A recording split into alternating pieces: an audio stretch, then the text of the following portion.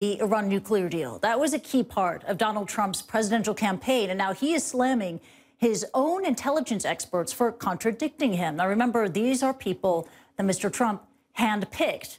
It came after the director of national intelligence testified to the Senate and directly contradicted Mr. Trump's views on Iran, ISIS, and North Korea.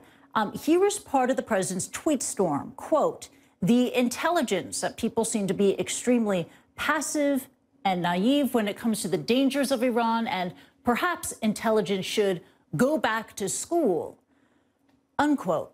CNN national security analyst Sam Vinograd is live in New York. She joins us now. And Sam, wow, he's done this before, but, again, in a very public way, President Trump has slammed his own intelligence chiefs. Why does he do this? He does this because the analysis that they're putting forward, which I really want to stress here, is not just one person's view. This is a coordinated analysis of the entire U.S. intelligence community. The 16 agencies that make up that community work for months to put this threat assessment together. We saw the unclassified version released publicly, an unclassified briefing. The classified version, which I've seen when I worked for the government, is much longer, but that is a coordinated assessment of the entire intelligence community. They all agree on what's in there. But what the assessment shows is not what President Trump wants to be able to say is true based upon a political narrative that he's trying to push forward when it comes to North Korea, when it even comes to China, which you mentioned in your previous segment. He called President Xi a friend. That is really the opposite of what the intelligence assessment says. So he wants to have intelligence that fits a political agenda rather than taking this intelligence assessment like previous presidents have done and using it to really identify whether his policies are working and whether he needs to shift resources or shift strategy. So if President Trump is not accepting his intelligence from his intel chiefs because it doesn't align with his political beliefs, then where is he getting his intelligence from? Well, that is $1 million question. We have a few clues. One is he does tend to get a lot of information from television. If you look at his Twitter feed, there are constant references to on-air commentary. And there's also a very strong possibility that he is relying on information from a shadow cabinet of foreign leaders who he meets with one-on-one.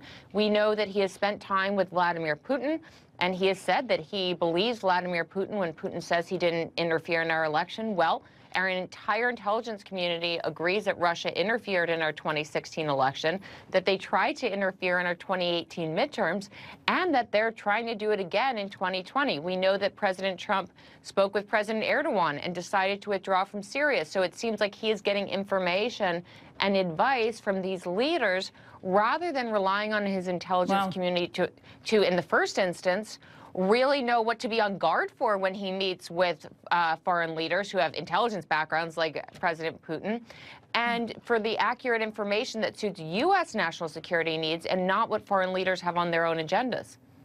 So if President Trump is consulting with Vladimir Putin as a sort of shadow advisor and not listening to his own intelligence chiefs, what can the U.S. intelligence community do? We know that they are united in their assessments on ISIS, on Iran, on climate change, on North Korea, but they have a president who doesn't listen. So what can they do? That's such an excellent question because the intelligence community does not make policy.